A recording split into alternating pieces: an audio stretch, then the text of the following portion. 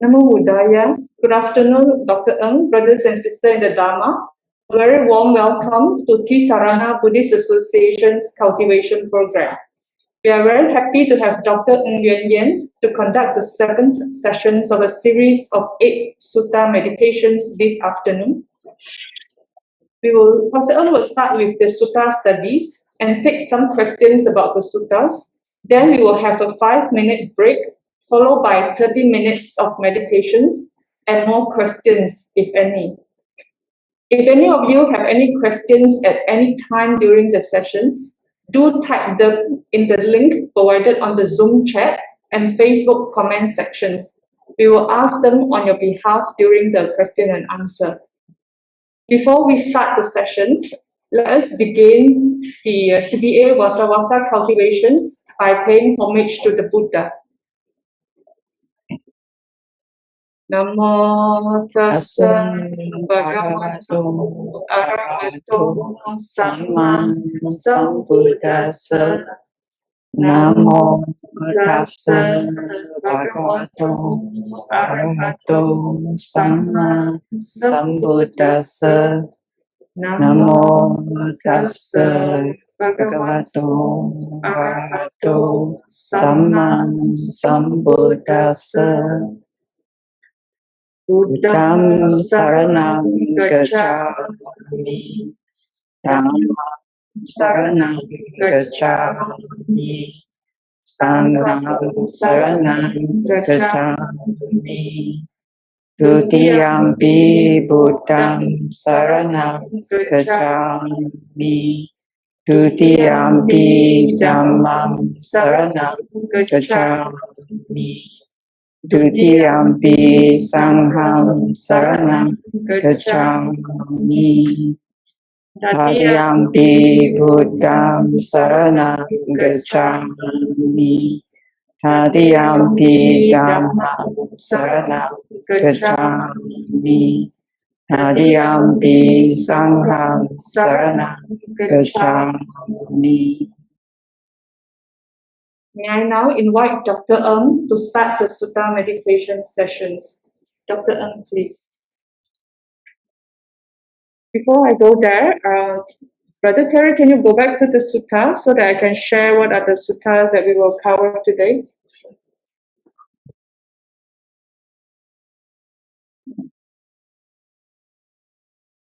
Brothers and sisters, today's the Suttas that Dr. Ng will go through with us will include the following 3: Khajjanīya Sutta, Dutiyacetanā Sutta, Aṭṭhakanāgara Sutta. Dr. Ng, please. Okay.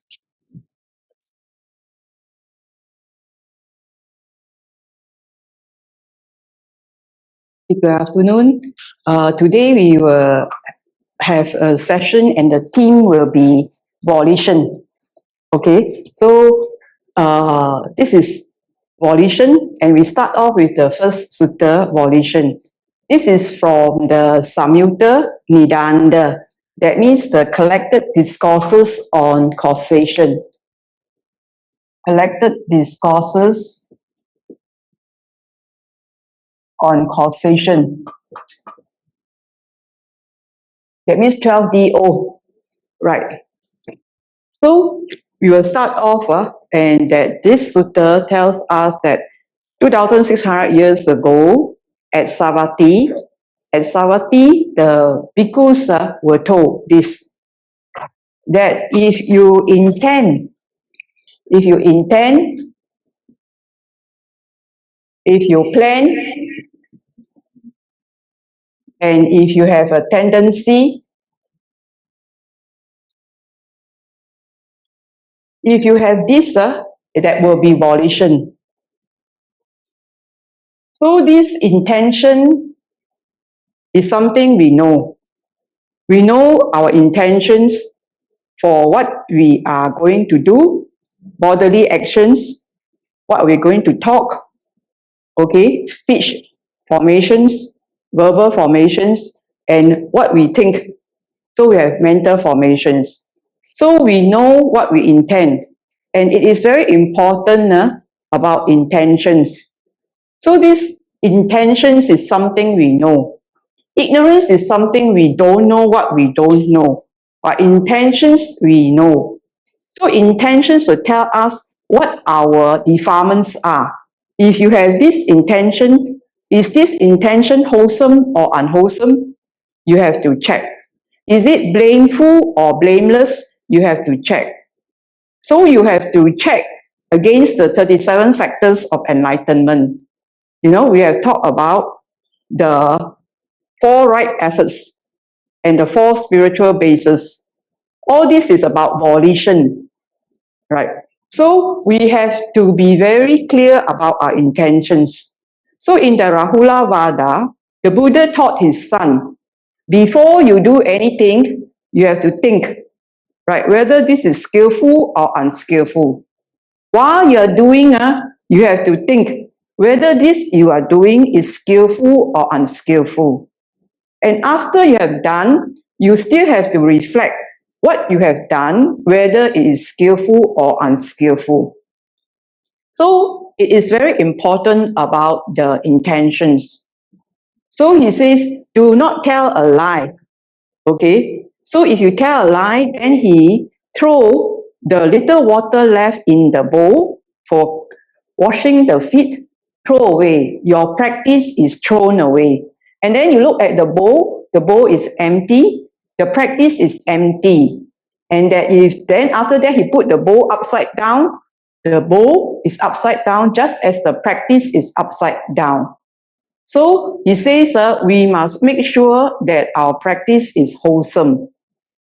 So the intention is very important. The Chinese say san shi, that means before you do anything, think 3 times before you say, do or think. So it's very important about intentions. So these intentions is like in the present moment we are intending. So our volition. Then about the future, we are planning this and that. So it's also in the future. We are doing things intending in the present, and planning is for the future. Tomorrow, whatever, or 5 years down, whatever. So many people plan. So this planning requires volition, your sankhara, your thinking. Then the tendency. So there's a tendency and inclination towards certain things because there is clinging. You have a tendency for something. There is some clinging, there's ignorance, and you have craving. So there's this tendency for it. It's not in the middle. There's a tendency out of the middle. So when you intend, you plan, and you have a tendency, what will happen? It will have this development, maintain this consciousness. The volition will drive this consciousness. So you have B-E-G, back. Because once you have this, then it will be the basis for your consciousness. And this basis is the support for establishing the consciousness. To establish the consciousness. And then once the consciousness is established, you will grow the consciousness. So this is grow.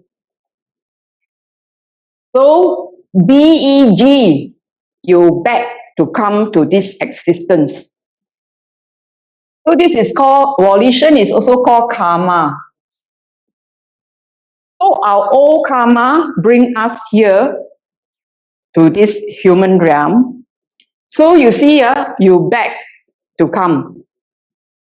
So as a child, we beg our parents to enter into the nama rupa. So it is to say, we don't expect anything from our parents, we beg to come. So we beg.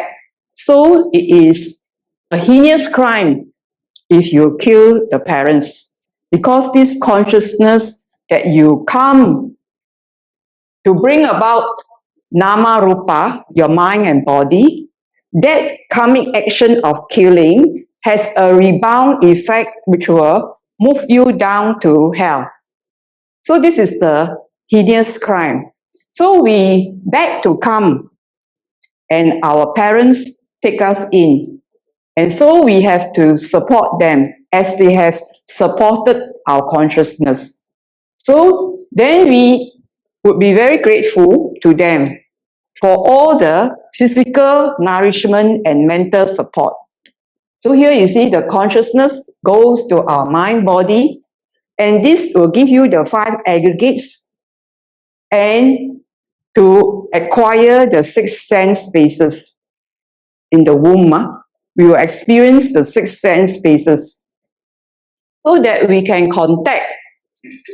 Then you will have feeling, craving, clinging, becoming, bad and sad, and a whole lot of suffering. So it is because of this volition. Because we have ignorance and we have craving. Ignorance and craving drive our consciousness down, and for the descent of the nama rupa, or the mind and body, to acquire the 5 aggregates, the 6 sense base, contact, feeling, craving, clinging, becoming, bad and sad. So this is the dependent conditionality and explanation of volition. So it says that you intend and plan, as long as you stop yourself from intending and you stop yourself from planning. But if you have still tendency, then he says you still travel down this path to bad and sad. So as long as you have this tendency, you still go down to bad and sad. The Buddha says that if you can take away these 3 things, then consciousness will not be established. If you take away these 3 things, consciousness is unestablished. There's no basis for consciousness. It cannot establish. So when unestablished, this part is cut off. So when it's cut off, no more bad and sad. So somebody asked previously, how consciousness cease. Right, so there's no more. So when you don't have this, then consciousness does not arise. I think Xiao Fang asked the last time, right? Okay. So this is the sutta for Xiao Fang to understand. Right. So this is to explain non-arising of consciousness. Okay. So he says, if you don't intend, don't plan, don't have any tendency, you will not establish. So then you will not have rebirth. Okay, this is the crux of the sutta. Then we go to another sutta, the being devoured, is collected discourses on khandhas. Khandhas, that means the aggregates. So this is causation, and this is aggregates. So then, this aggregates, the Buddha says, this is being devoured. I think being devoured, 3 syllables is quite a mouthful for me. I like to say being eaten up. So instead of being devoured, I'll say being eaten up. All right, So being devoured. So the Buddha says, it says also in Savatthi, both of these are in Savatthi. And that the Buddha says to the bhikkhus, he says that any bhikkhus or any ascetics who recollect their past lives, they will recollect their 5 aggregates or one of the 5 aggregates. And he will say that the ascetic will recollect the form aggregate, And he emphasized just the form aggregate, nothing great. When he says just the form, they may recollect just the feeling, or just the perception, or just the mental formation, or just the consciousness. They will recollect either 5 or one of these 5 aggregates. It may be in the past there is this feeling that is very intense. Okay, some people have fear of dogs or whatever. Or sometimes in the childhood there are sudden fears. So these fears for no rhyme or reason come up. So it may be a tendency.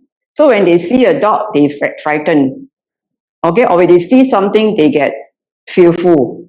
So there is a feeling or a perception of a dog, the feeling that it engendered. So this is something that they recollect from their past lives. So then he says very clearly, he says, what is form? He says form is form because it is deformed. Deformed. And how is it that it's deformed? He says it's from contact. So he says contact from heat. So it's very hot. You are like burned. You are sort of eaten up by the heat. You are very uncomfortable. If you are affected by cold, people get frostbite, also beaten up. Frostbite. So if you are very hungry, you will double up. I'm so hungry. Pain in your stomach area. So they double up. The form change when you do this. Right? When you're happy, it's like that. When you're hungry, wow, so painful, gastric pain. Oh, So the form changes, your form change. So you're thirsty, where does it affect you? You remember you're thirsty before, right? So you're thirsty, you're eaten up in your mouth or your throat. So thirsty, you're like dying of thirst. So you have experienced hunger and thirst before, heat and cold before. And you also know that when you experience this, you get deformed, you get eaten up. Then he talked about contact with what? Flies. So you got bitten by mosquito, you feel deformed by the bite. Either you get all swollen up. Flies and the snakes and whatever. So when you are affected by the external environment, you can get deformed. So this is form is because you are deformed by the context. This is a general sort of understanding. We get deformed by our context with the environment. If you are cold, you'll be like that, shivering and all that. So you'll be deformed. So the mind, this is an undeveloped mind because this is the form that is when you contact. So then we have feelings. And what he says is feelings. Feelings of pleasant and unpleasant or neutral. And when it's a pleasant feeling, there is also a form to it. When it's a pleasant, it's all open up, nice, happy, pleasant. When it's unpleasant, you don't like, then you sort of move away. Right? So there is a form also, there's a feeling. Then it's pleasant, unpleasant, and neutral. And what is perception? It says you see things like perception, you recognize things as blue, yellow, red, and white. Then he says mental formation. This is the one that I like. And why I choose this sutta is this. Mental formation, because you construct the condition. construct the conditioned. You see, you construct. So it is formation, the word formation, or sankara. Sankara is cooking like that. Make together, bring together. So you form something. So you form the conditioned. And you form the 5 aggregates again. You form the form. It is called volitional formation because you form the conditioned form. You construct the conditioned form. So just now we say the form is being constructed. When you are hungry or you are thirsty, you construct the form. And you construct the feeling. You construct the conditioned feeling. And you construct the conditioned perception. And the mental formation. And the consciousness.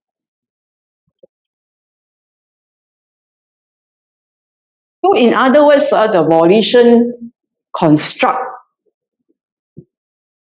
mind, body. No? So these 5 aggregates come together. You construct, volition construct these 5 aggregates. So we'll see how it constructed. Then he says, after he says this, first you see, always he will define what they are. So always you can find that there's a definition. And this definition of mental formation is that we construct the condition 5 aggregates again. And then we have talked about the consciousness.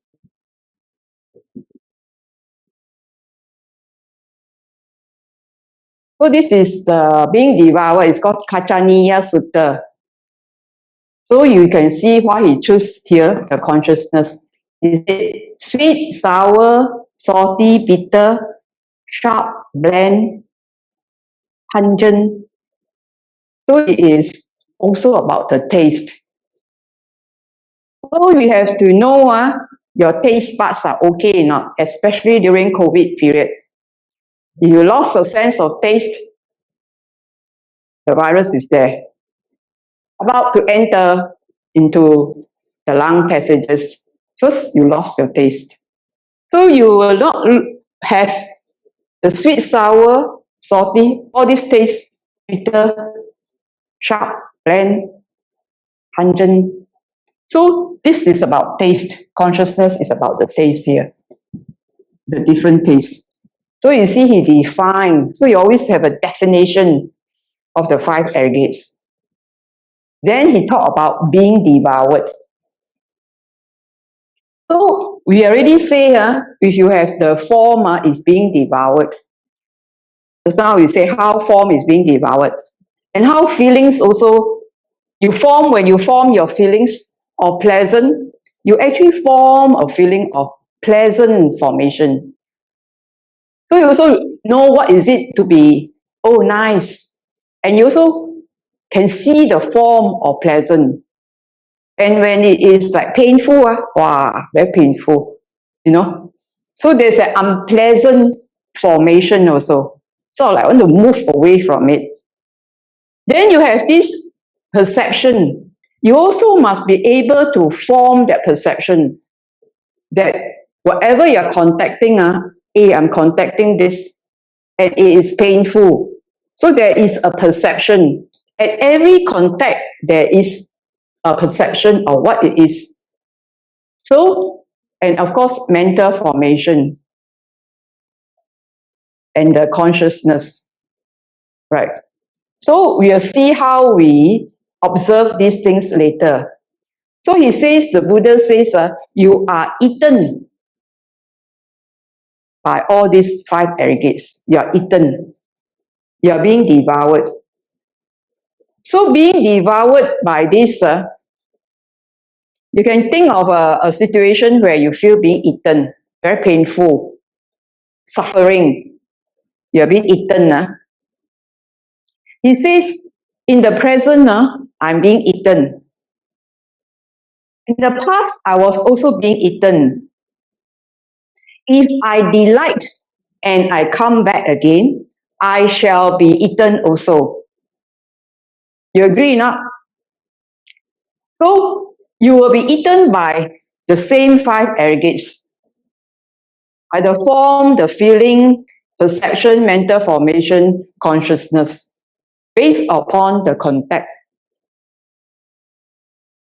So here we have COVID, and is this news you're hearing day in, day out, very unpleasant, right?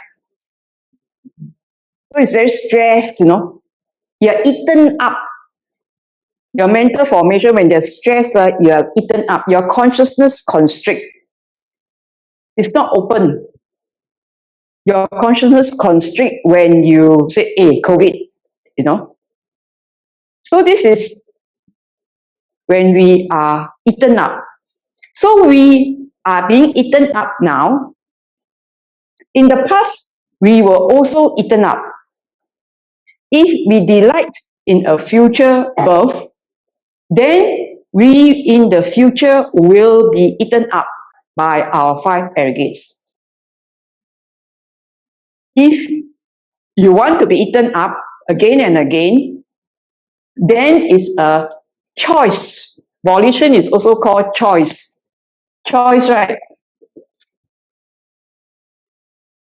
So you have to decide whether it is a wise choice or not.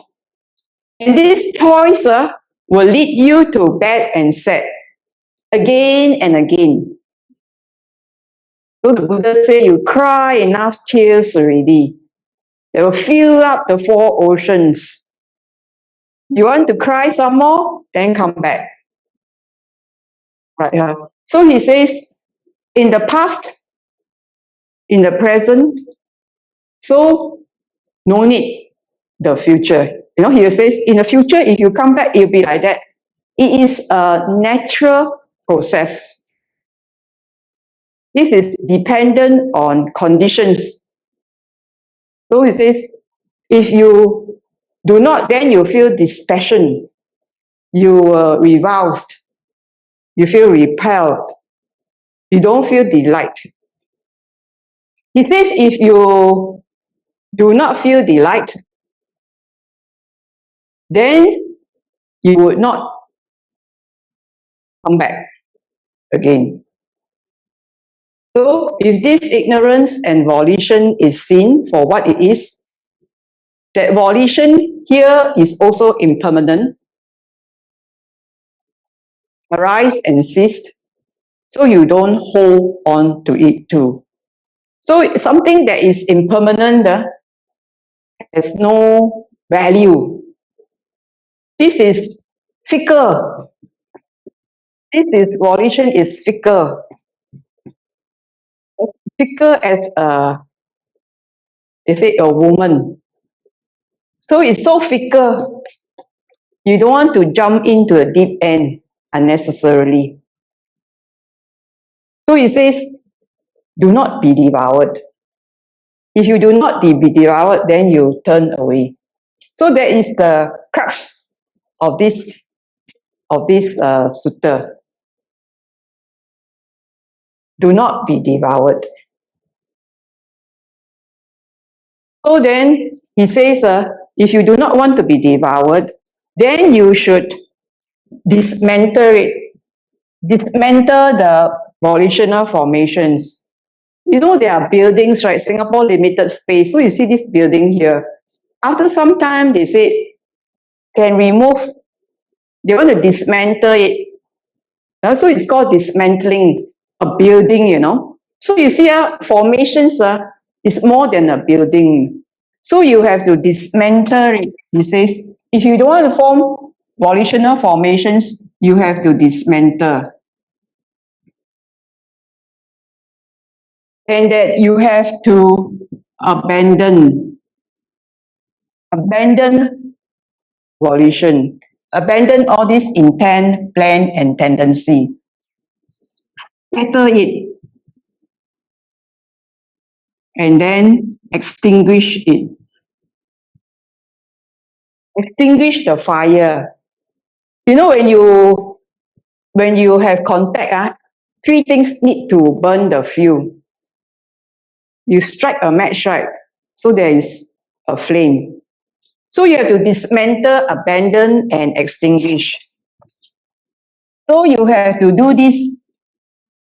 I don't know, there's no English word. But I like this acronym. Yes, or you daze yourself. You'll be dazzled by the formations. So you must do this daze. So you dismantle and don't build. You know the property, they dismantle, they build something. The Buddha said you dismantle, don't build, and abide in being dismantled. You don't build anymore. You build some more, you get all this bad and sad. Then you abandon and don't cling. You scatter and don't amass. You extinguish and don't kindle. So he said, you stay dismantled, abandoned, scattered, extinguished. You don't like any more fire. You don't like any more flame. The fire is out, is extinguished. There is no more becoming, no more bad and sad. So he says, when the noble one stays, when he practice, he dismantle, he abandon, he stay dismantled, abandoned, scattered, and extinguished. Then he will have no more rebirth. His job will be done. So this is the crux of the sutta. So you can see here its relation.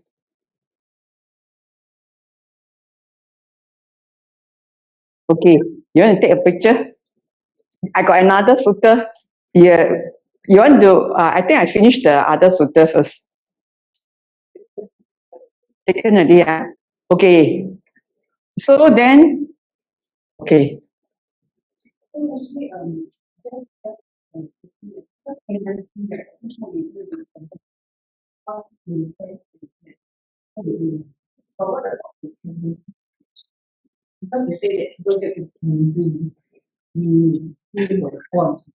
Yes, yes. So maybe later on you can. Okay. So the question is a tendency. We don't intend and don't plan, but we can fall into a tendency. So this tendency, he meant actually in the commentaries, they said the tendency of ignorance and craving. This is the tendency they mean. But I would rather think of, for practical purposes, the tendency to cling to the five aggregates. What are we clinging on to? There's a habitual clinging, a habitual clinging to something. So this is the tendency that I would rather work on. The tendency of your clinging. What is it? Because this clinging is so habitual, you have to work on it. It's not like I don't intend, I don't plan, life is easy. No, you have to work on the clinging, upadana. Okay, I clean out this.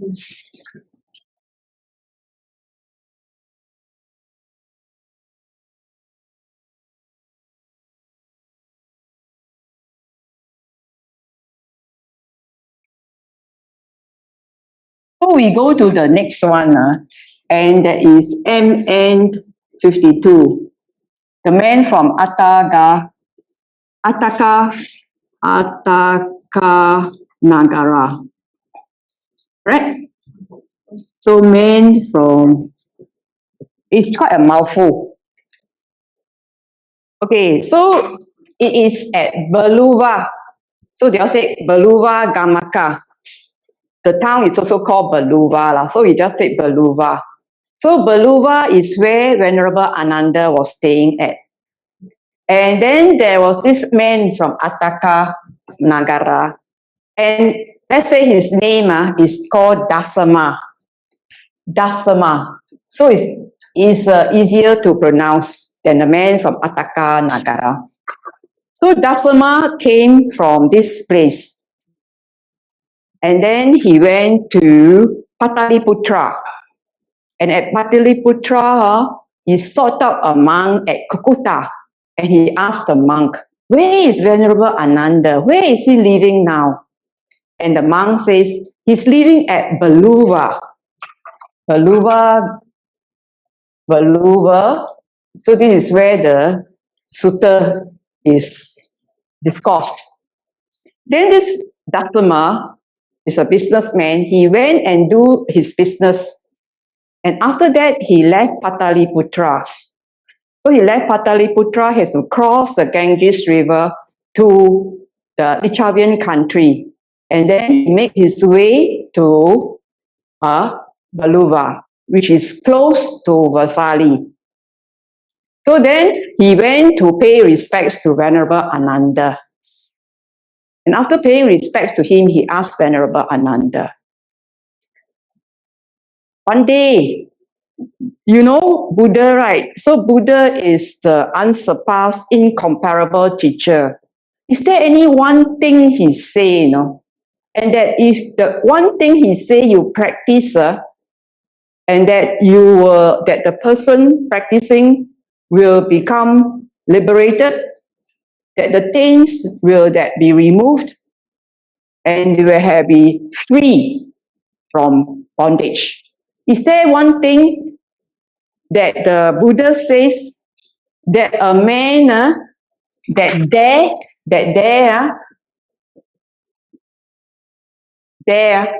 means you must be diligent.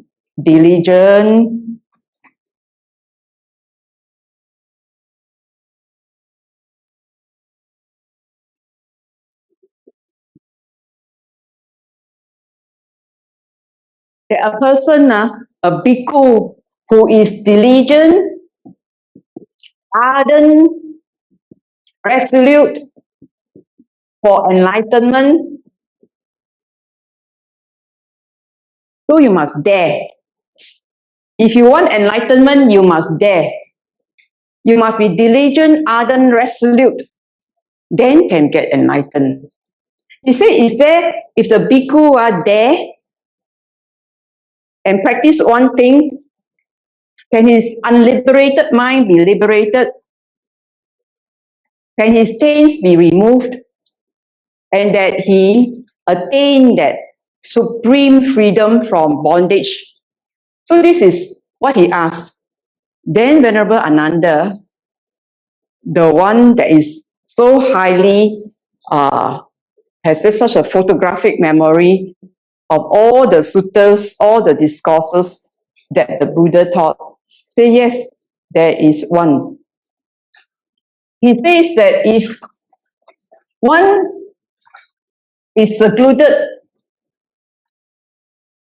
away from unwholesomeness and practice,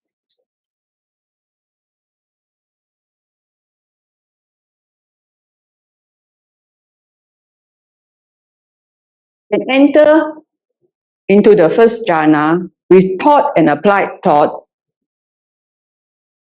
and with rapture and pleasure, so he has attained the jhana 1.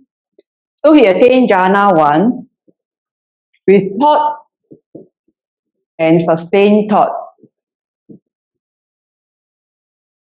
with rapture and pleasure. But he says this is also volitionally conditioned, because you want to go to jhana 1 so you apply thought and sustain thought because it is volitionally formed. It is impermanent. You all say it's impermanent already, right? It's fickle. If you say you want to do this, okay, you will do this, but it is impermanent. And anything that is impermanent is subject to cessation. So if anything, so jhana 1 is also impermanent and is subject to cessation.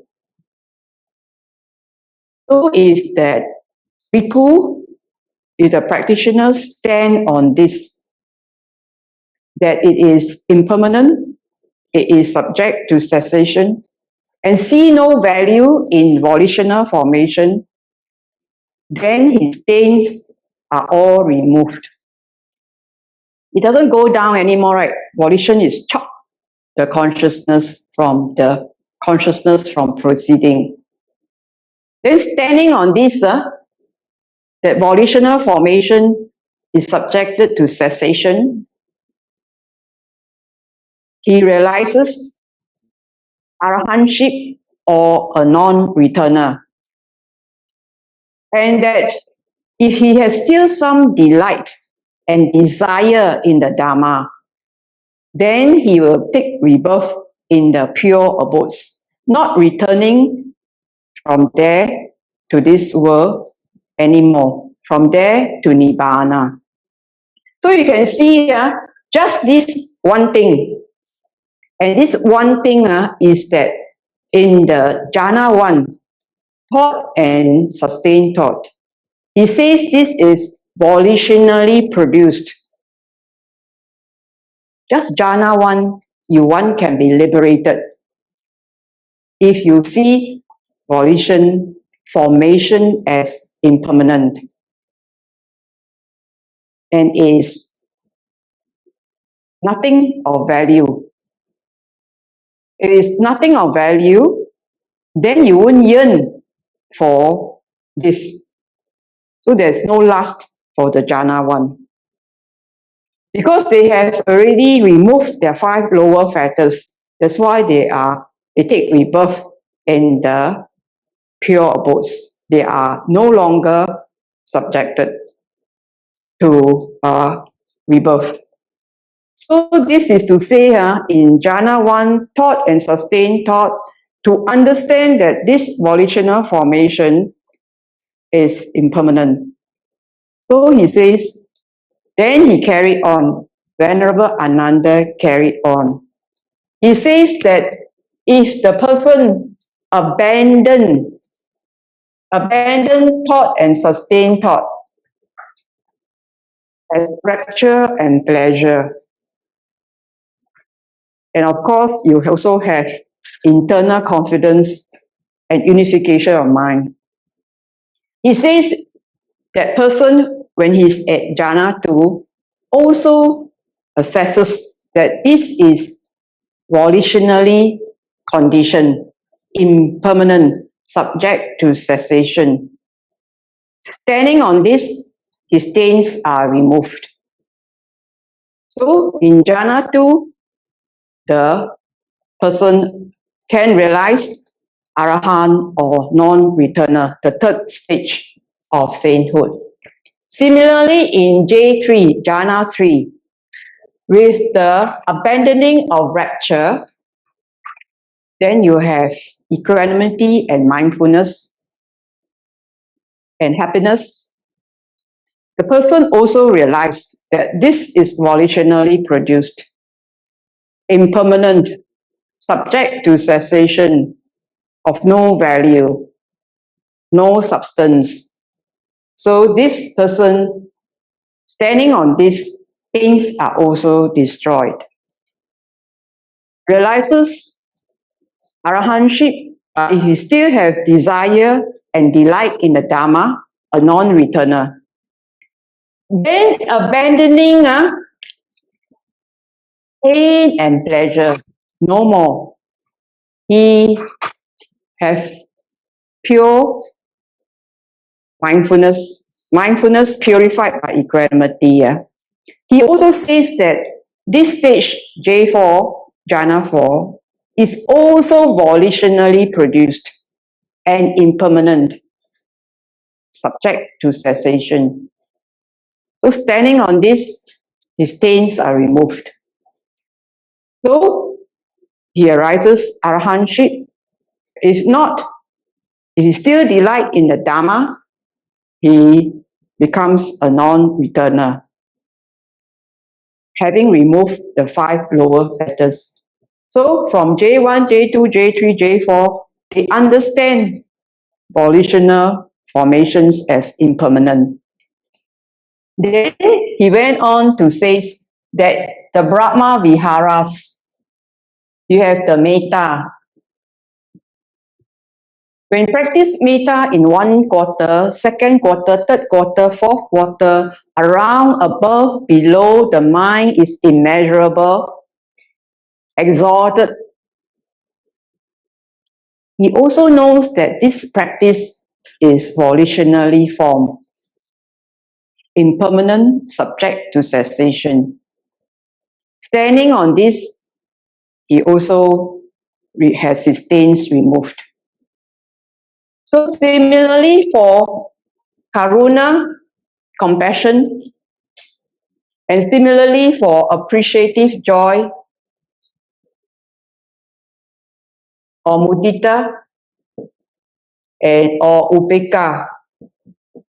So their minds are already immeasurable, but they can also discern that this is actually volitionally produced and is impermanent. So he realizes arahantship or non-returnership. Then in jhana 5, surmounting the perception of forms, no more in contact with the sense space, no more distracted by diversity of forms, surmount the forms and perceive space, enter into the base of space. And he also understands that this is volitionally produced, impermanent, subject to cessation. Standing on this, his stains are destroyed. If he still delight in the Dharma, desire the Dharma, with the 5 lower fetters removed, he will be reborn as a non-returner in the pure abodes, not returning from there, realizing Nibbana from there. So that is the base of infinite space, similar for infinite consciousness, surmounting the base of infinite space, he enters into the base of infinite consciousness. But he also knows that this is volitionally formed and impermanent. Similarly, he enters into the base of nothingness. And similarly, he knows that this is volitionally produced, impermanent. And that standing on this, his stains are destroyed. Either arahantship or non-returner. So there are 4 here, 4 here, and 3 here. So it's equals to 11.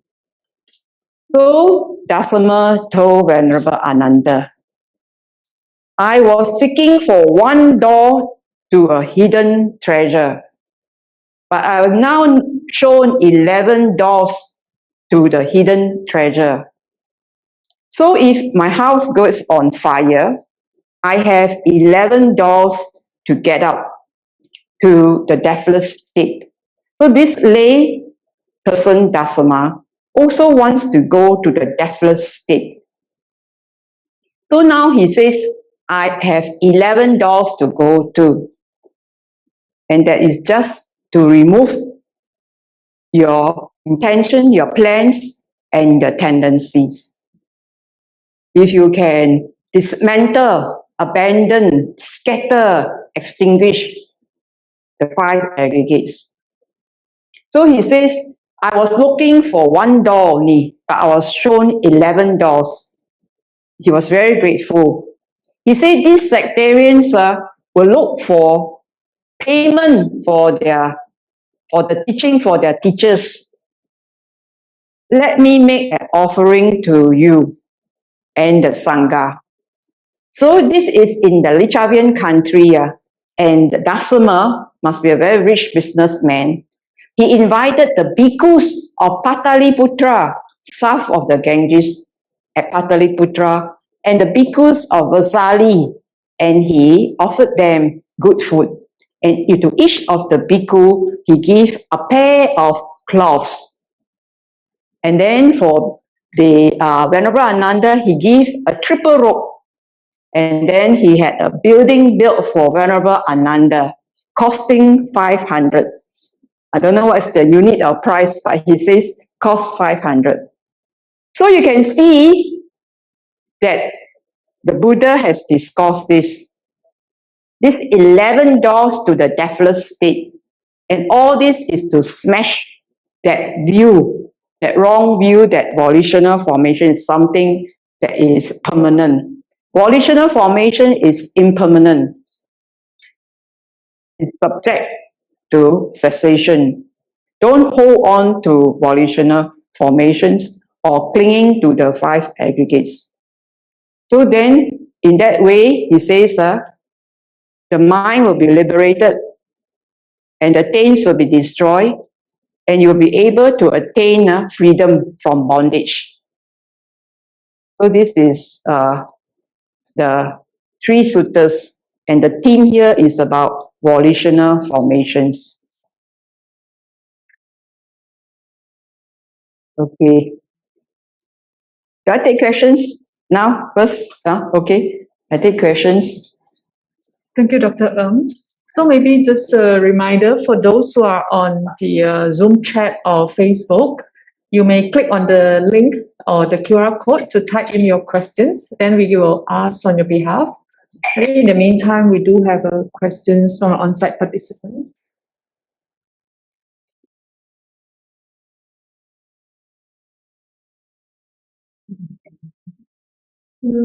Actually, this still requires us to go into the jhana states in order to, but jhana states by themselves or the brahma-viharas by themselves without the insight aspect will not lead us to nirvana, because we get fooled by thinking that this, what is actually a conditioned thing, is a permanent thing.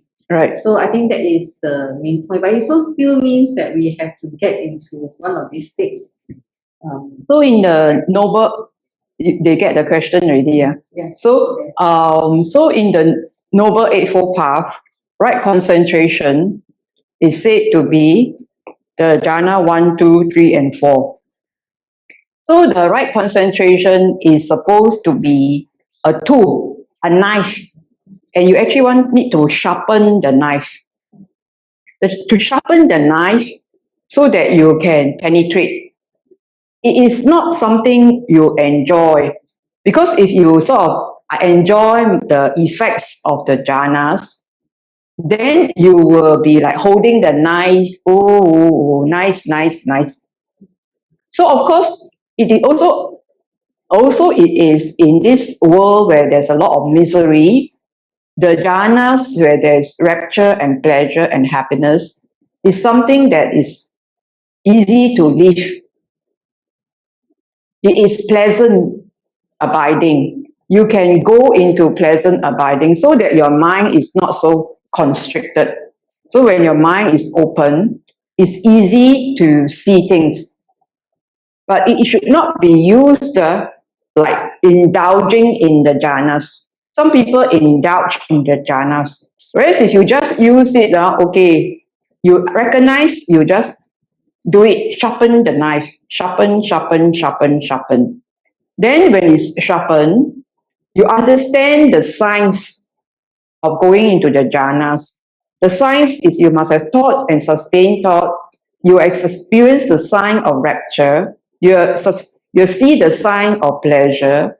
You also see the sign of internal confidence and unification of mind, equanimity, and the purification of the mind by the equanimity. So you see all these signs, and then you know where you are. And then after you come out of it, you notice that this wisdom becomes manifested. That means you can see things clearer. So this sharpening the knife has to be done. Otherwise, the mindfulness and the efforts may not have enough cut to it to penetrate the things. So you have to do it. But then this is to also understand that to do this is also volitionally produced. This is for people that knows that the 5 higher factors is also last for the jhanas, the rupa jhanas, and also for the arupa jhanas. So they may have a tendency to go to the jhanas, the rupa and the arupa jhanas. And when they have a tendency, then there will be a becoming into those rupa jhanas and arupa jhanas after their death. So it is to say that the Buddha teach this to then to wake the person up from rupa jhanas and arupa jhanas, and also let go of the other 3 factors, the conceit, the restlessness, and then the ignorance. Because this person, the 5 higher factors, you still have the conceit. I can enter into the jhanas. I'm restless. Don't disturb me. I want to just go to the jhanas. This restlessness to want to go to the jhanas. There is an underlying ignorance to still want the craving, still have this craving to go there. So this is to help, I think, to break down the factor, the volitional formation factor, because this volitional formation will drive the consciousness to go into the aggregates of the rupa, arupa jhanas, or even the Brahma viharas, because all these are so pleasant. What he has said is very pleasant. All these have very pleasant, abidings. They are called celestial or divine abidings.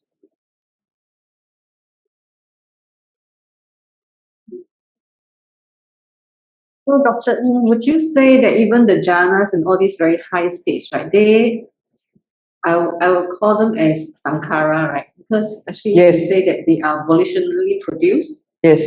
That means they are in fact sankhara. Yes, yes. That should wake us up. Very subtle. Very subtle, but sankhara. Yes, in addition, there is this fixed, right? P-I-G-S. Fixed, so the 5 khandhas, he says, past, present, future.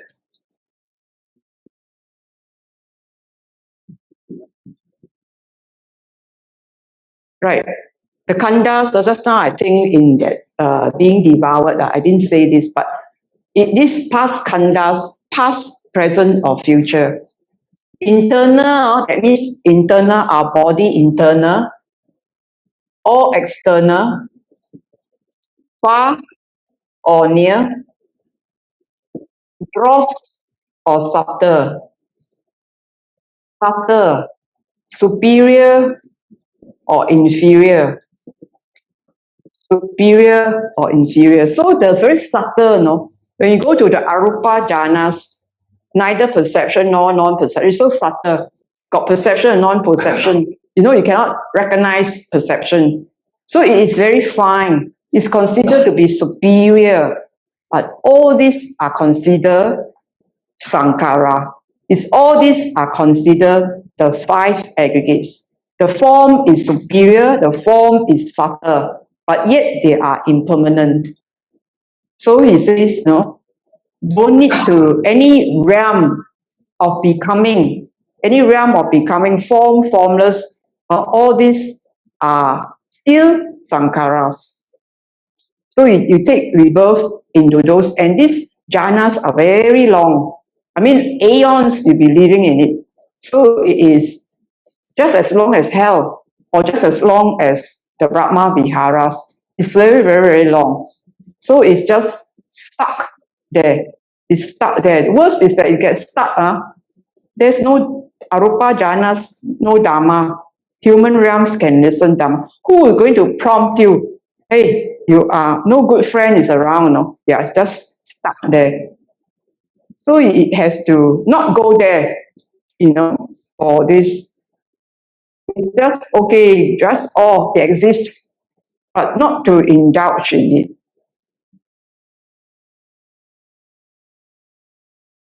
This is a very good question. Dr. Ng, we have two questions from the online chat.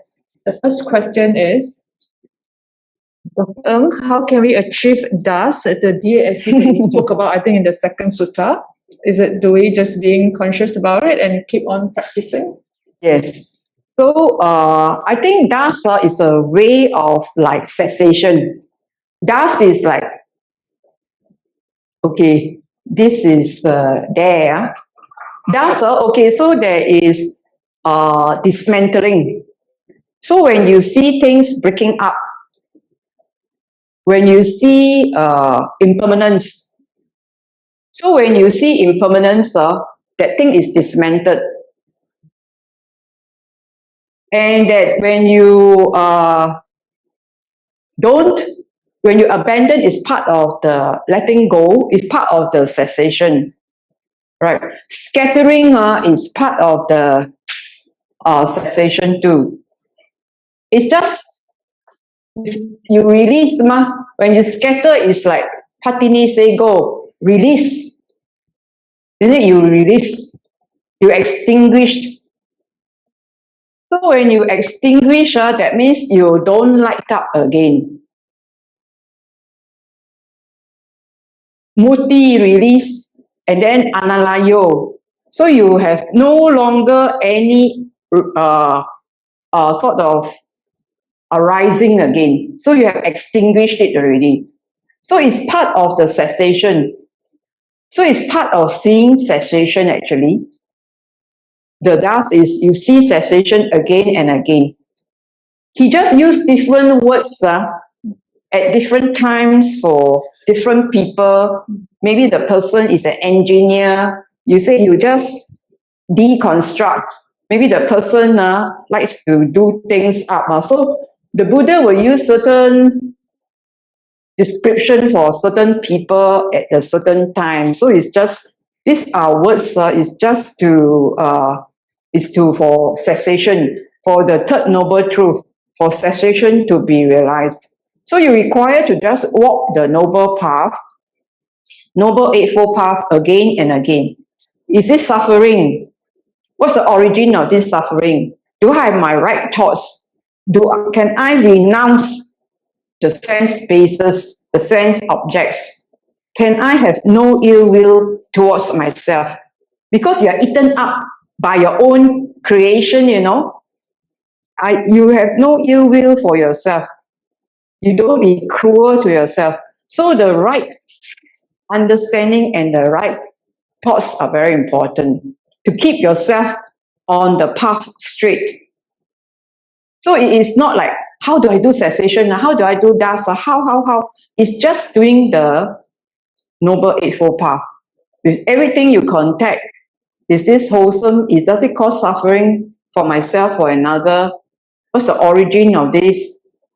And then right speech, right action, right livelihood, effort, right mindfulness, and right concentration. So these are the paths that we have to practice again and again and again, so that they would see the true knowledge for the true liberation. So the view has to be correct, and the view is suffering. Suffering is the key, nothing else, no rocket science, nothing else, but just the suffering. Thank you, Dr. Ng, for the answering the second questions. We have two more questions online. Okay. The next one is, for the 11 doors to the Deathless stage, Are they to be acquired in stages, or any one of the doors can lead to enlightenment? Yes. So these are the 11 doors to enlightenment. So any of them can lead to enlightenment. That's easy. Thank you, Dr. Eng. The next question is actually from Sister Xiaofang. I think, Sister, I hope you were in the earlier questions when Dr. Eng talked about consciousness. Questions from Sister now is, in our daily life, we continuously have intentions to continue in our daily responsibilities and roles. How can a lay person fulfill our daily roles without intentions and practice dispensions in our daily life? So our intentions are, okay, you have decided already your intention for a particular kind of livelihood. So if that is a right livelihood, you will continue to practice that right livelihood. So now then that is put aside, so you have to conduct your responsibilities as a person involved in that right livelihood. So at any time the livelihood has certain changes. So you also have to examine the changes, whether these are wholesome or unwholesome. So that is the policies that are given to you. You have to, cannot just toe the line just because this is the policies from the above, because you are creating your own karma. So whatever livelihood you have chosen, you have to also make decisions and choices as you are on that particular livelihood. There will be continuous changes in the policies of their livelihood because it is not static. Everything changes, right? So that is livelihood. So you have to make the decisions. Now, intentions, these intentions are, we mean intentions of wholesomeness and unwholesomeness. So once you have decided your livelihood is like that, is wholesome, then you can carry on the livelihood. So those intentions are, so the operations of this livelihood, you just carry on. Now, again, the intentions are wholesome. You must, these are wholesome intentions. So you have intentions, wholesome intentions, but you do not cling to the intentions. That means you are ready to respect others people's views. That means during in environment, there will be, you will have a view, and this view you have based on certain reasons, there will be also other people with other views, so you do not have conflict with them.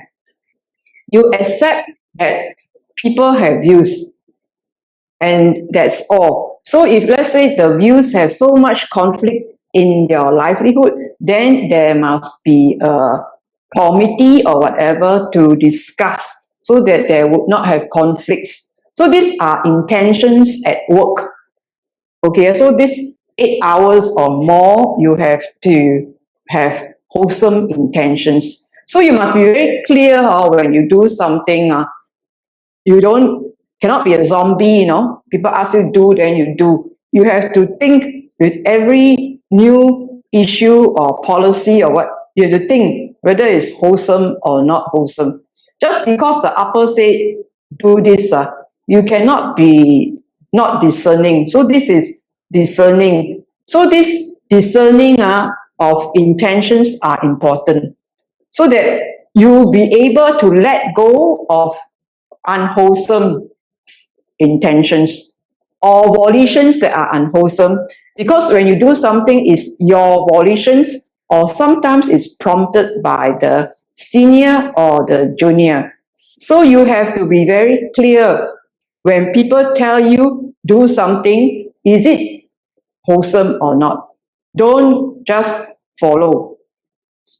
So this is your intentions. So this is even in your life, in your home life, or in your friends, or with friends, you have to be the good friend, right?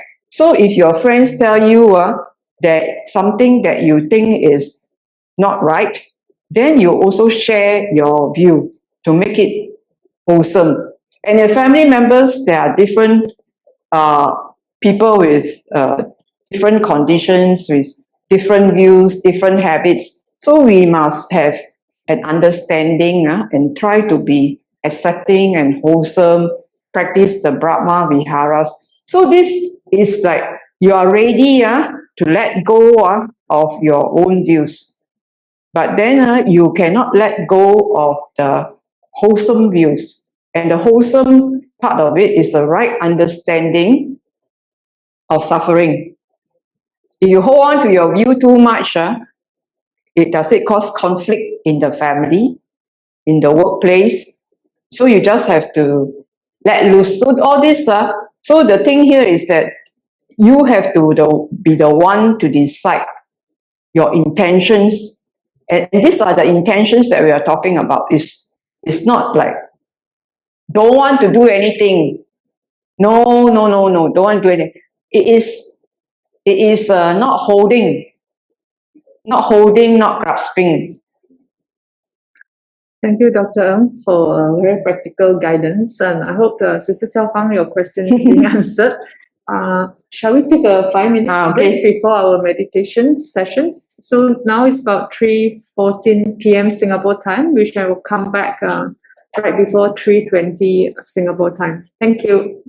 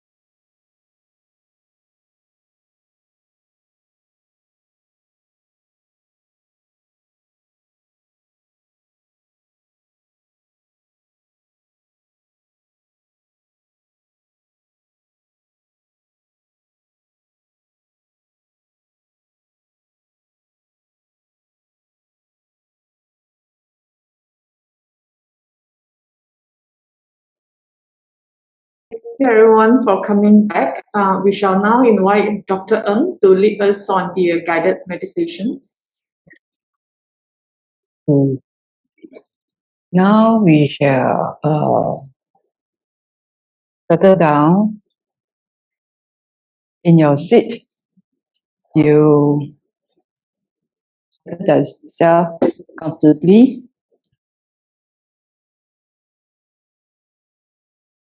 Today, instead of the breath, I'm going to do a focus on the posture as the body formations. So now sitting on the seat wherever you are, feel the bum on the seat. Then feel the spine, straighten your spine.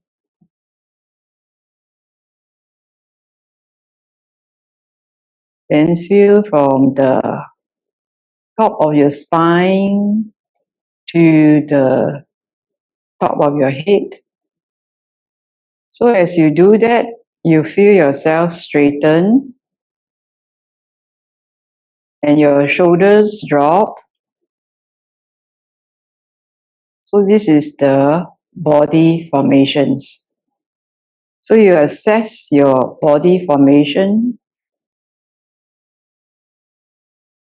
So you know that this body formation is upright, alert, comfortable. And you can sense that you are in the middle with your spine supporting you in the middle. So this is a body formation. So you notice your body formation. Breathe in and out.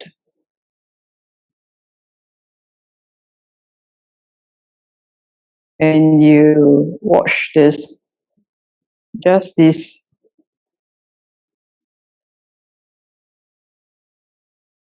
Your bum, the spine, and the top of the head.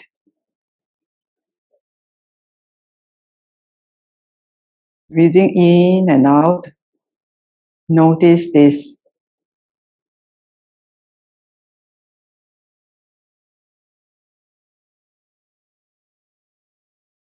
Bum, spine, head.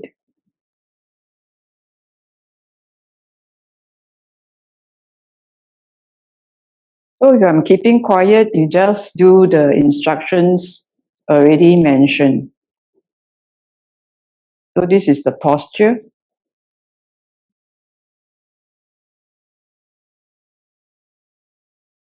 The body formation of the posture.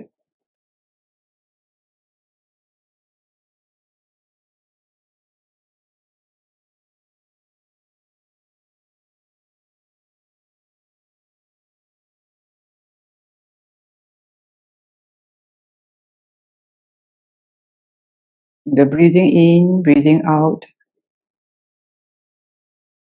is in the background.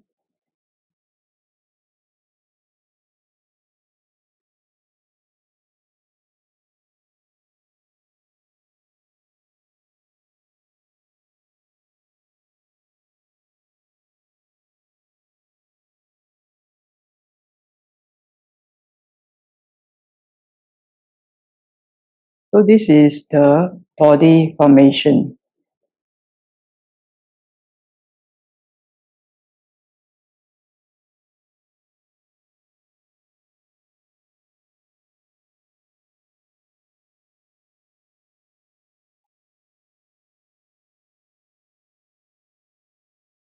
Can you see your body formation?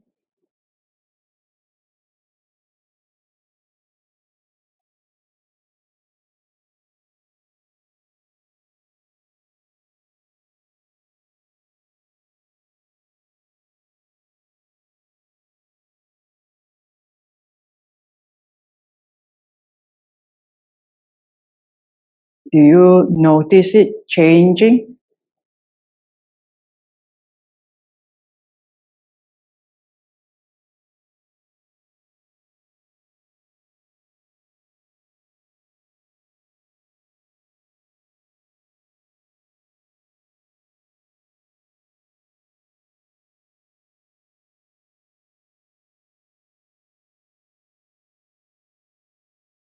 So that's the body formation of the sitting posture, the upright sitting posture.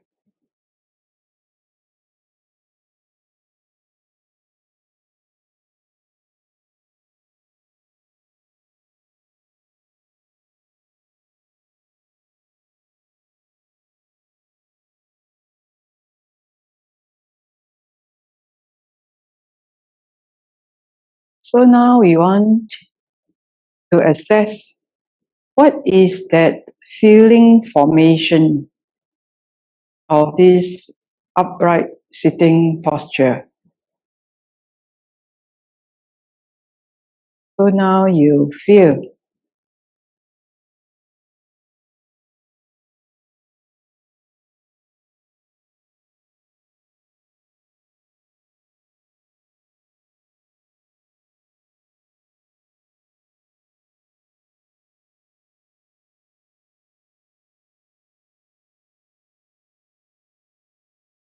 So the feeling formation, is it pleasant?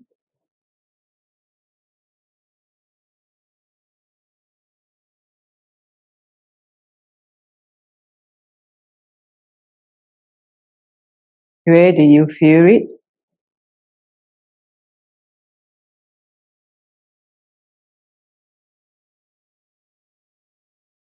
So feeling formation,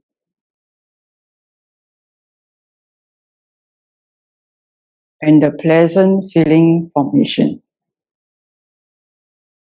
or whatever feeling formation you have, whatever feeling you have.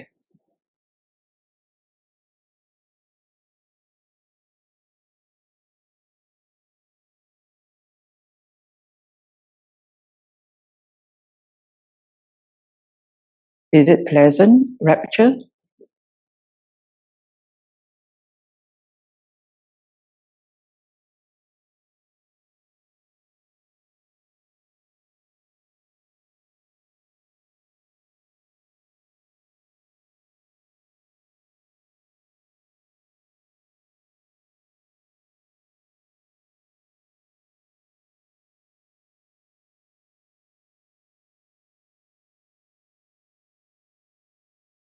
What is the feeling like?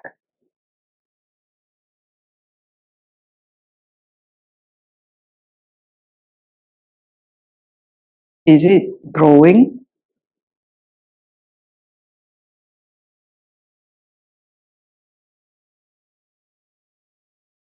The consciousness of intent on the feeling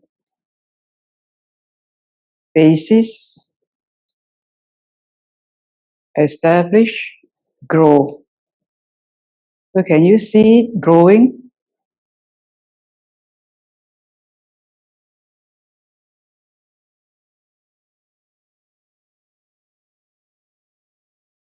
Feeling, perception, mental formation, consciousness are all conjoined.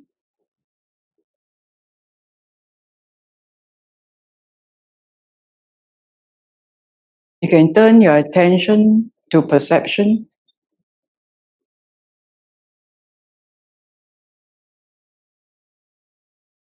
Perceive what the feeling is feeling.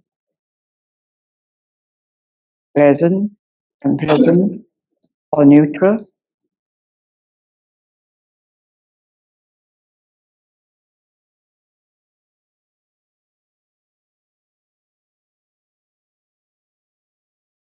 Notice that perception. Is it permanent?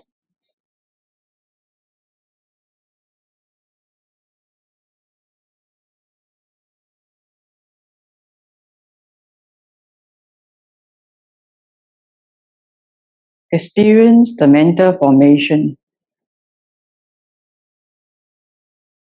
any sensation, the mental formation would be that whatever perceived and felt.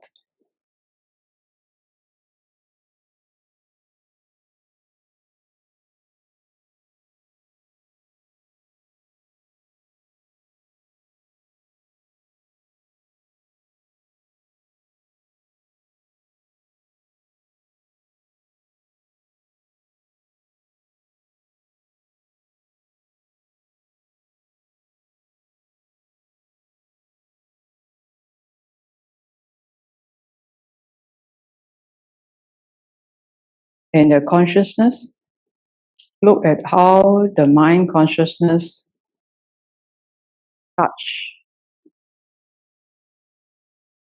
arise and cease, arise and cease.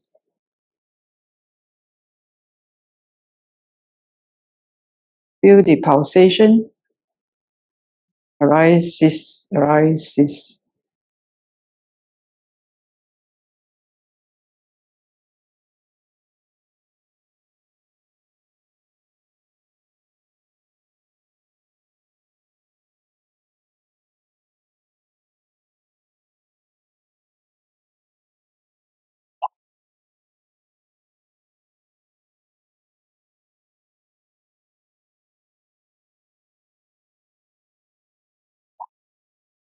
Whatever you are assessing, notice its impermanent nature, even if it's pleasant.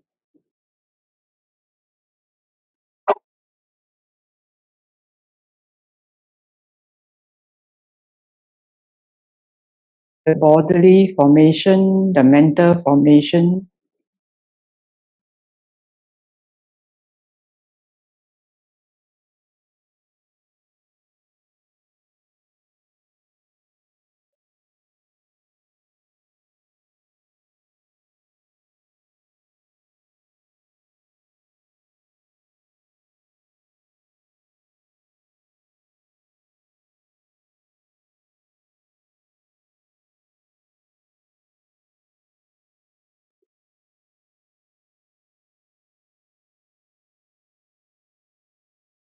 look at the consciousness,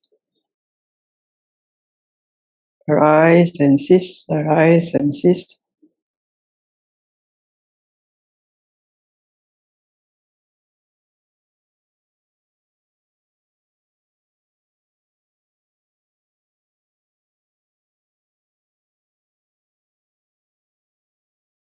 Notice where it falls.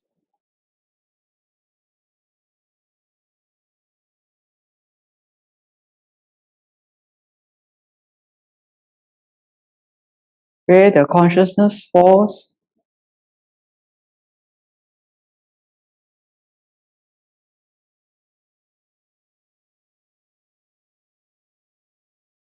is there anything or is it empty?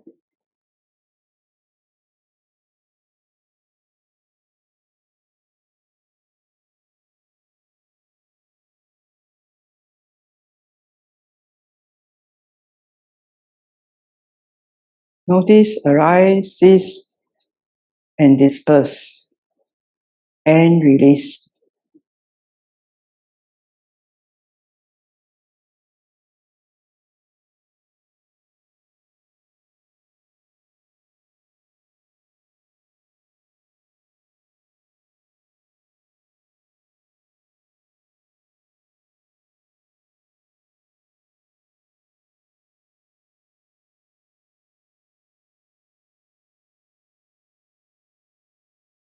So you look at consciousness,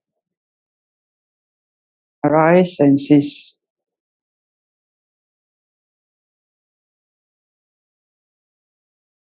You can turn back and look at volition, cause consciousness from volition.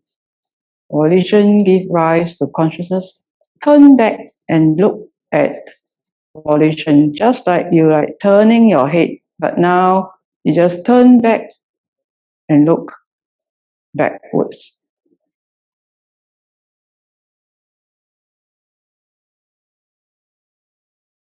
When you look backwards, you'll see volition.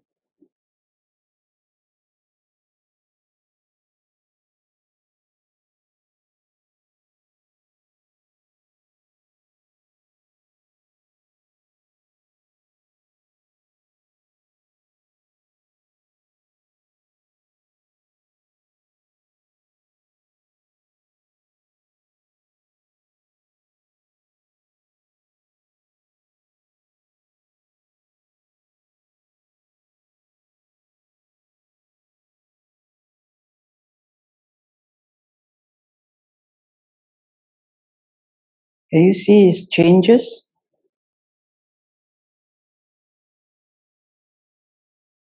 Gross or subtle, it still changes.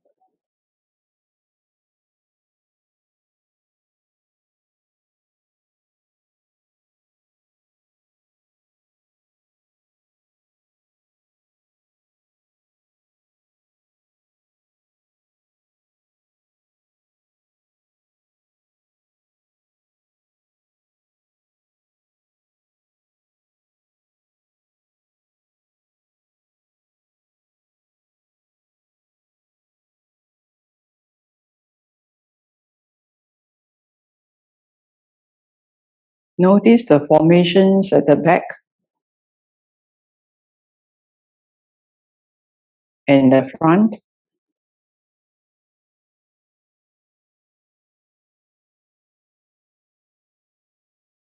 And see the difference.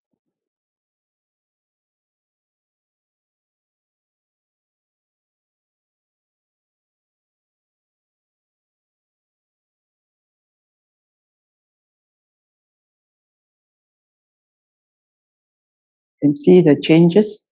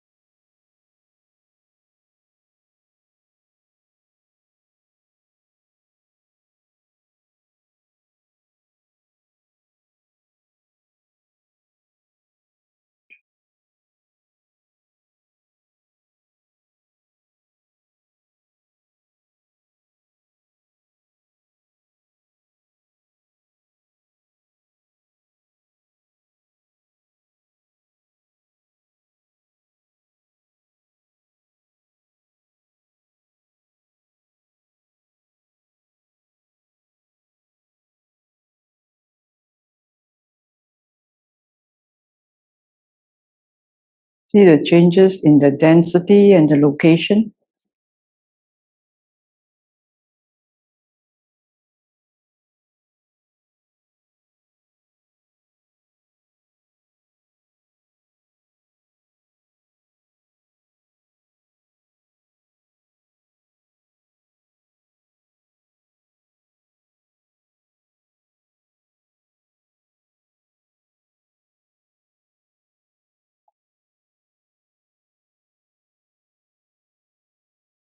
See beyond the changes.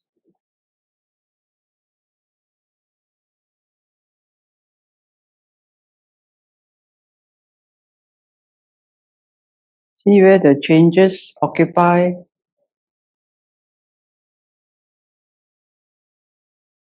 And look beyond the changes.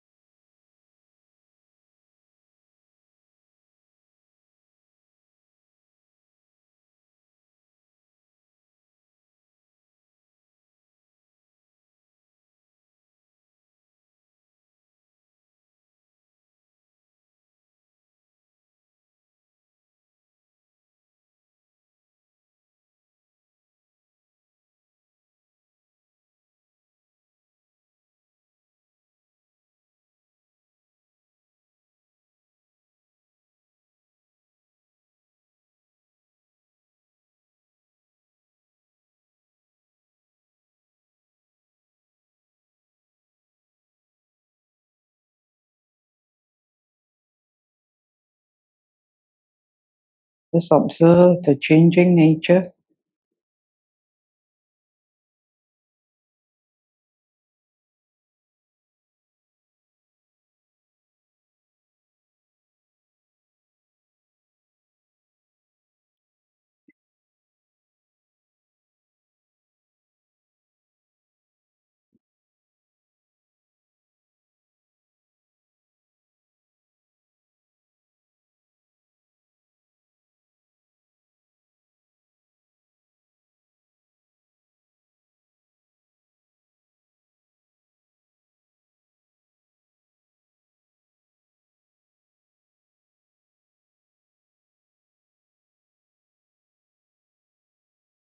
You may experience internal confidence or unification, but just keep watching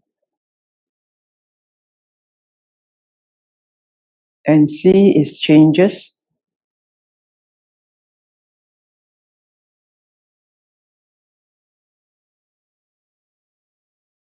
Our formations.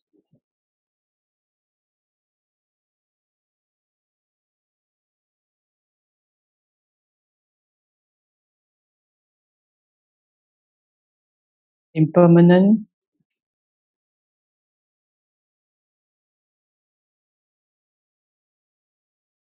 Not mine. Cannot be caught.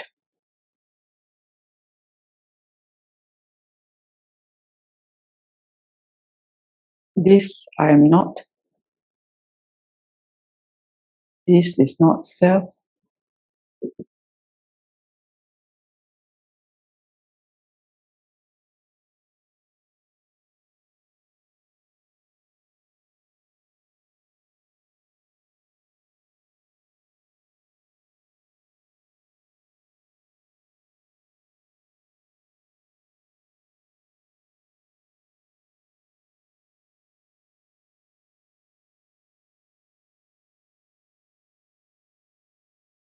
If you have any difficulty, then always know that difficulty, suffering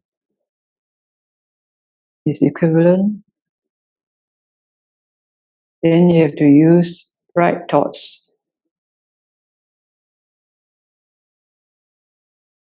Nikama, renounce.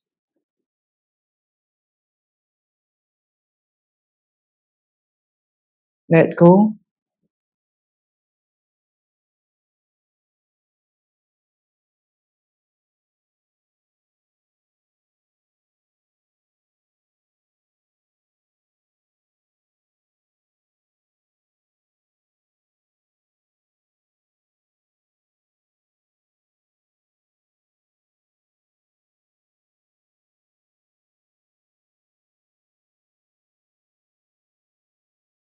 No ill will towards yourself.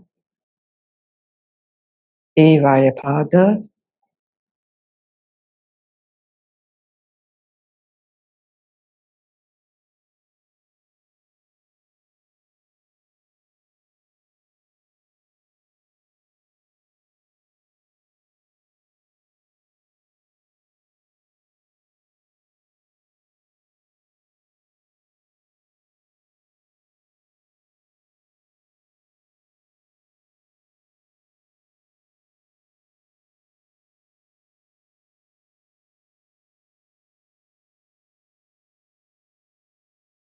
Ahimsa, non-cruelty to yourself.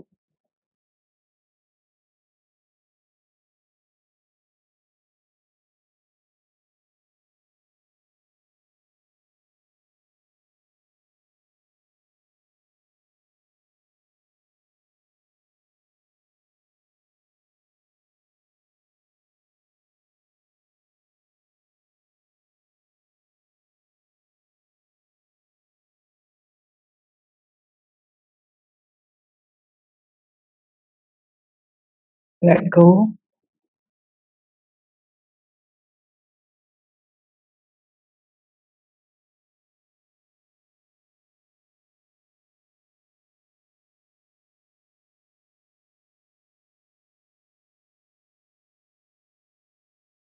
Give up.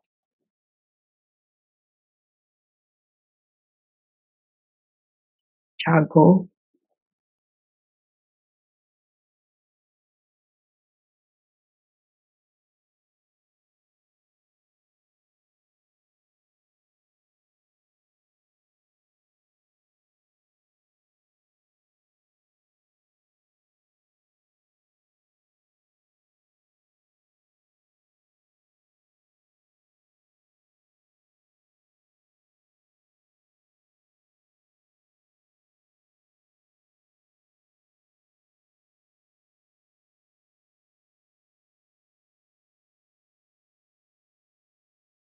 Abandon.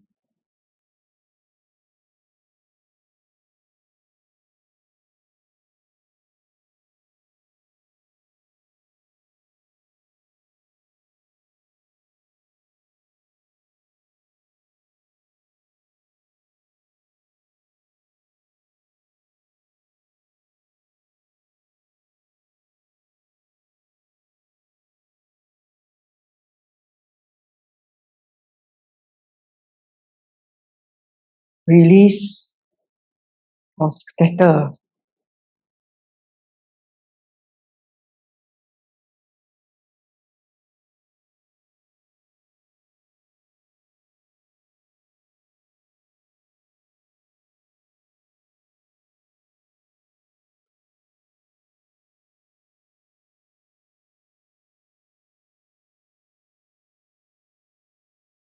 Non-arising. You breathe in, breathe out.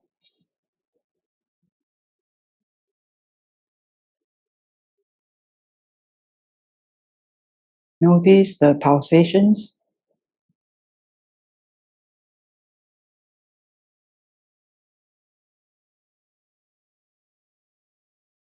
These are just volitions, formations.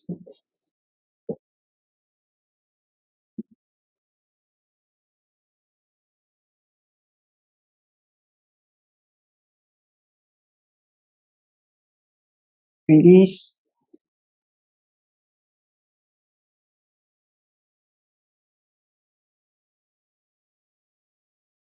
No need to do anything.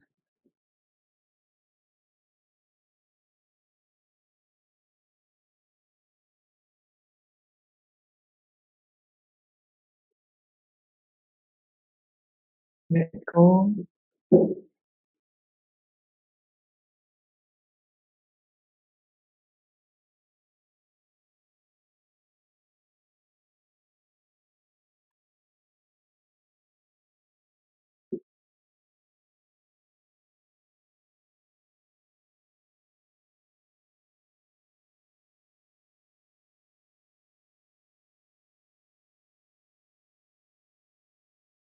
Not do anything.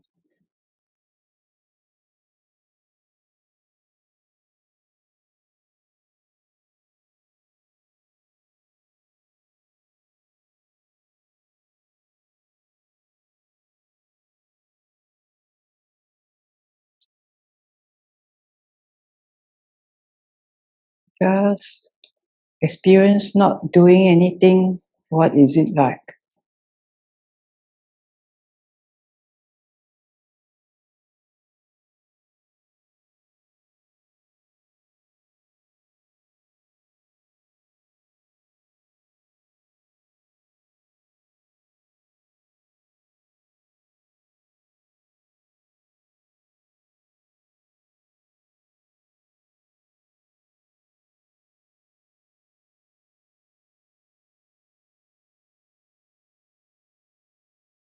So you can experience a lot of volitional formations.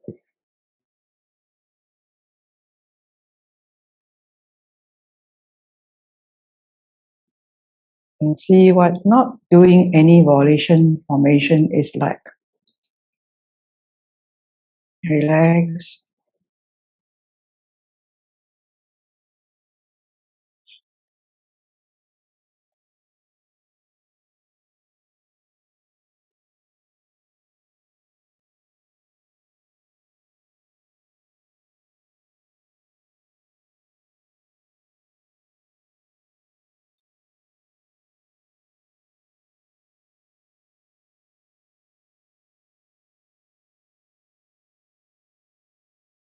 So volitional formations can be afflictive.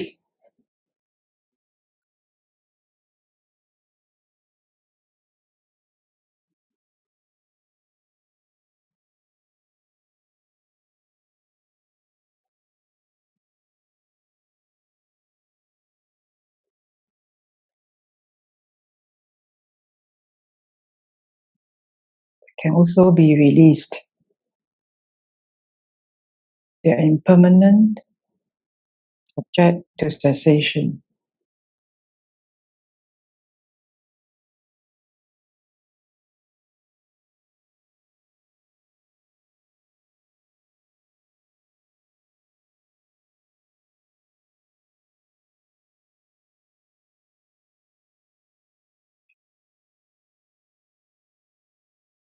So even pleasant abidings as volitional formations that are afflictive.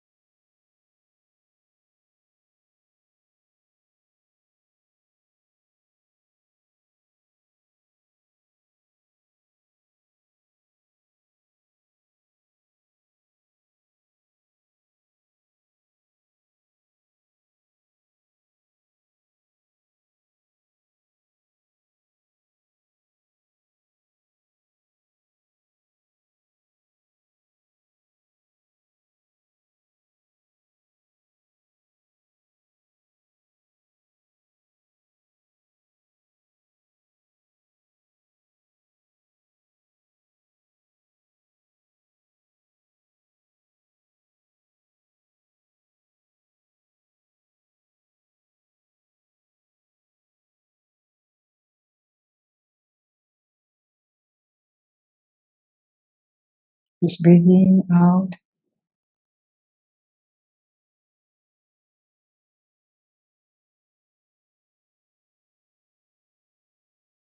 Just experience doing nothing.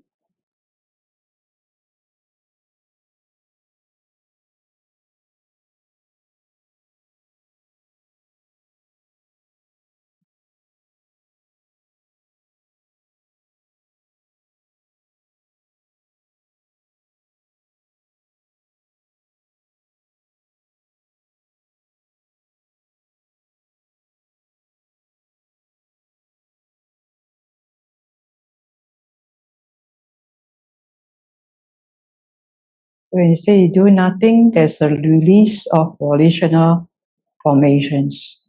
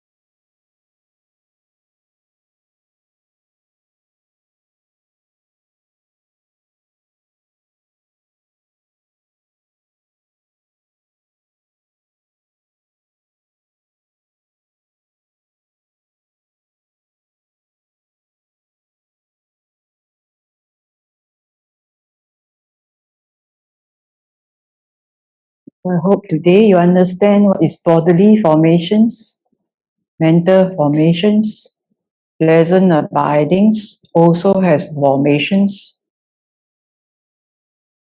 Looking at consciousness feeling, perception, mental formation, consciousness.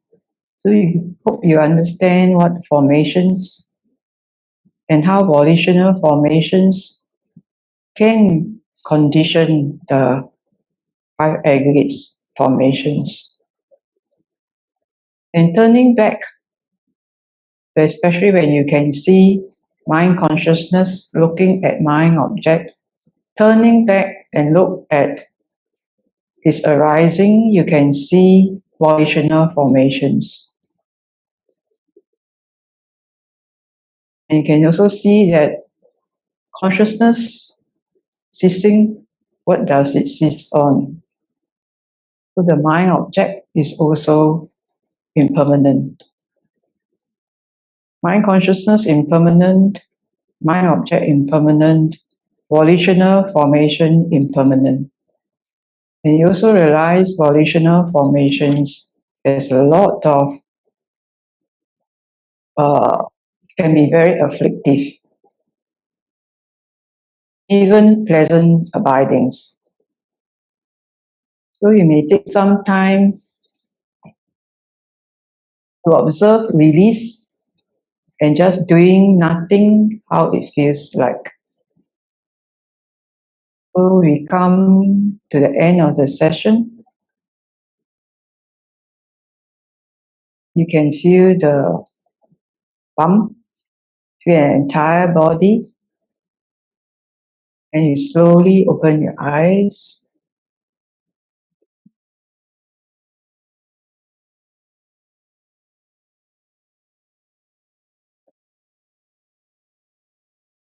Thank you, Dr. Ng. We shall open up the floor for more questions. If you have any doubt or need clarifications for the guided meditations that Dr. Ng just guided us through, please, just a reminder, you may click on the link in the Zoom chat or Facebook comment sections and type in your questions, and we will ask on your behalf. So when I say look at your posture and the body formation, so you look at, so when you see the touch points of the bum, your spine, and then the top of the head, this is something like thought and sustained thought, thought and sustained thought, thought and sustained thought. So you will also experience rapture, pleasure. If you continue to assess this bodily formation, you will also experience rapture, piti, and pleasure, sukha. So this is just another way of knowing what is thought and sustained thought, but you cover the body posture. So if you, even when you're walking meditation, you also can focus walking right, left, right, left. So this right, left, and you will be able to sort of be happy even when you're walking, because there's thought and sustained thought. In that sense, I'm not very certain whether at any point in time when you have internal confidence and unification, where you notice that you went internally, and that's second jhana. So it's just a process. If you continue to sustain, and then when the rapture becomes more prominent, you leave the thought and sustain thought. When the rapture becomes more prominent, you just stay there, and then it goes into the second jhana. So you actually, it's just a process of focused attention. So that's just that. Okay, just bodily formation. Any question? No question online yet. Dr. Ng, back to when we talk about different stage of jhana, right? Do we need to be very conscious about it, or we just practice and when it comes, it comes as a stage that we are arriving at? So actually, you don't have to be like, I must have this science. The only thing is just focus on the thought and sustain thought only. So then because of the process of concentration, where now it is serene, and non-dispersal, so there is concentration. But if you are tense, you put too much tension into it, then it becomes constricted. So it doesn't flows well. So it has to be do with sort of just do very gently, with no expectations. If it comes, it comes. So it is sort of a gentle flowing into it. But you have to read to understand. It's not to like conjure or sankhara, but as you do it, you notice the signs come. Then so this is it. But you continue to just see, you let go of one, and then you see, because the rapture comes up more, so you just see. Then after that, it is also arise and cease, so it changes. So you see the changes. So it is to focus on the changes rather than the getting the signs. Is to see the changes. So the changes will let you see the rest of it, rather than tension.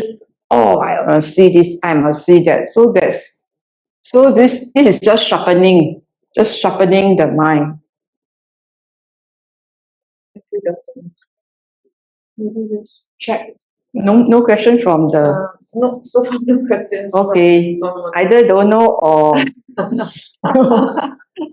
probably I don't know whether it's very hard. I'm not very certain, but I thought that this is bodily formation, mental formation. So people get challenged when you say don't know. So we have one question coming up.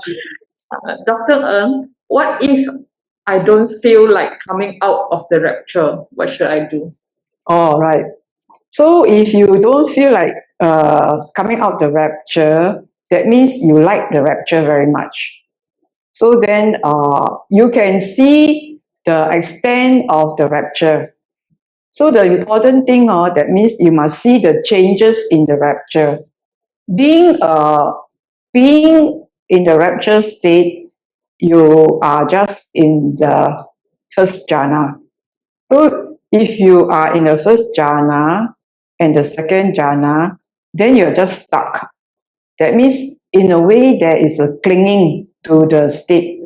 So the clinging to that state of the jhanas, that's why I said, I don't want to come. It's so nice. This vibratory energy movements is so nice. So you understand that it's so nice. You know how to get there.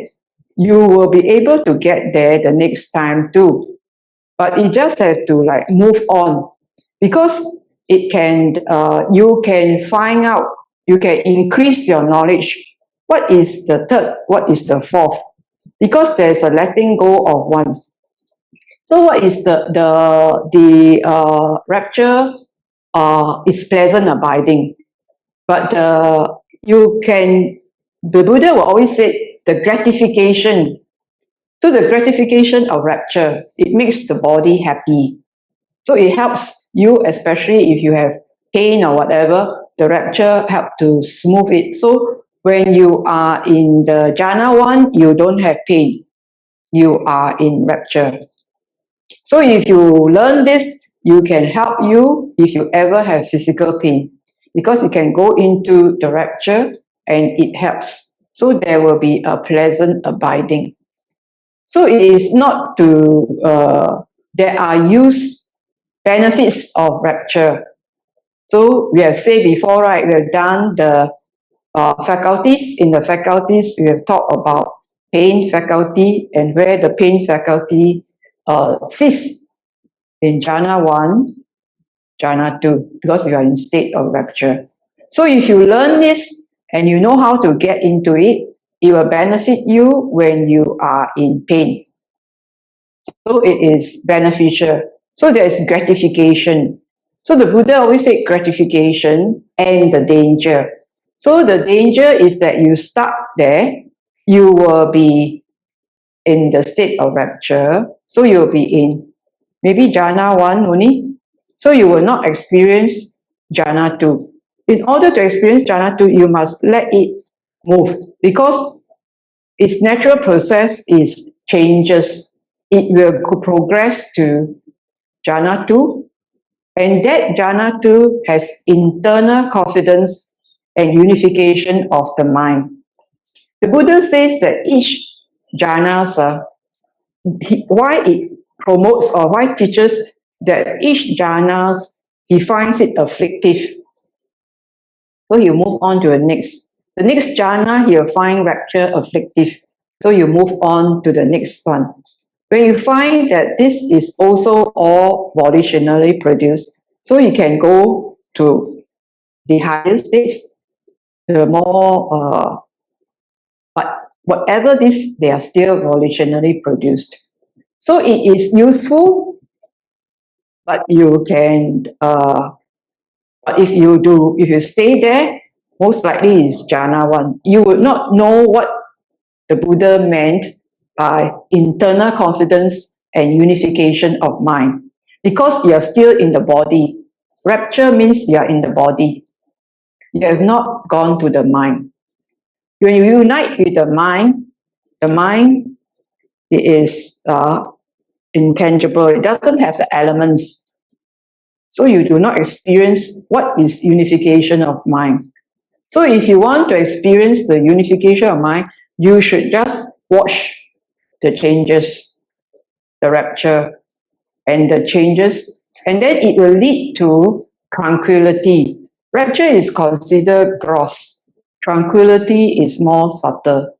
So you want to be fine dining, right? So you want to know what is fine dining.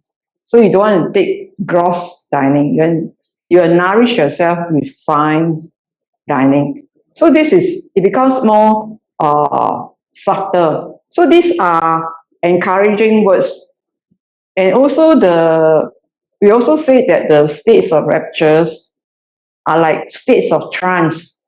In Singapore, we have kiao tang, those are states of rapture. So you want to be gross or you want subtle. So, but nothing is, yes, it's all its benefits. So when people sway, some people sway, there's rapture. Some people have very intense, because they cling very much, then the rapture becomes very intense. So when they go in that trance state, you can see them in a very intense state, the whole body sort of, jerking, etc. So this is the problems when you get too clinging, too intense. So it's choices again, right? Volition is choices. You have to decide for yourself what is good, wise for you. So we already say that volitional formations are impermanent. Even if they are jhanas 1 to 4, even if they are jhanas 5 to 6 or 7 to 7, these are impermanent. So not to grasp it. When you grasp, there might be suffering. It's clinging on to any state, any clinging is considered suffering. Dr. Shall we take the last questions? You can take, I think you can finish any question they have. Okay, so we have one more online. Dear Dr. in this so very tiring world where lay person is working to survive, how can we really find the right time to practice? If we want to practice, but we don't feel happy doing it, then what can we do to adjust or maybe correct these negative thoughts? Okay. So you already say this, you already said so tiring. I want to see the words there. Brother Terry, can you flashback the last questions? So tiring means tiresome, right? So it's suffering, right? So if you're suffering, why don't you enjoy yourself doing something, the practice? Because the practice will bring you to the end of suffering. And you don't feel happy about it, don't do it. Because if you don't feel happy about it, you cannot get the joy. And then when you are unhappy, your mind, your consciousness is constricted. How do you adjust these negative thoughts? So you yourself recognize this is an unwholesome thought. So you don't go there. If you touch the unwholesome will be more. So you already see, right, your intent, your plan, and all this tendency. So you must check yourself whether your tendency is to be negative. If it's negative, don't go there. The more you touch negative, it will grow. It will grow and consume you. So you must touch the positive. You must learn to have right thoughts. That's why the right thoughts says, renounce the sense pleasures, and that you be kind to yourself, non-ill will and non-cruel. This is all about prioritization and how to adjust. Work is work. Okay, you can be very mindful while you're working. And if you find that you want to focus more and give yourself time and space, if you are the one not giving yourself time and space, then who else will give you? If you don't know how to prioritize, who can do that for you? You are your own refuge. You have to be wised up that you have to spend the time. And that certain time you have to carve out of your busy schedule. So your busy schedule, you just have a time and you choose the time that you won't be disturbed, you will be secluded, and then you can practice so that you can see. When you can enjoy your own self, your own time, your own space, you deserve it. If you don't spend that time on yourself, you are not being kind to yourself. You spend this life working as a slave to meet your your life, your living. You're just a slave only. You want to be the master or slave, you decide. So with your master, you can dedicate that time for yourself. There's work time and there is your practice time. But then you need the practice so that you can be more effective while you're working. It is not exclusive. Practice is together. So it's up to you how you adjust this. Thank you, Dr. for the reminder. Maybe we shall use this last question to wrap up the session. No more questions? Yeah, no more. Okay, good. Thank you very much, Dr. Ng. Okay. Before we end the sessions, we shall share the merits of what we have practiced today.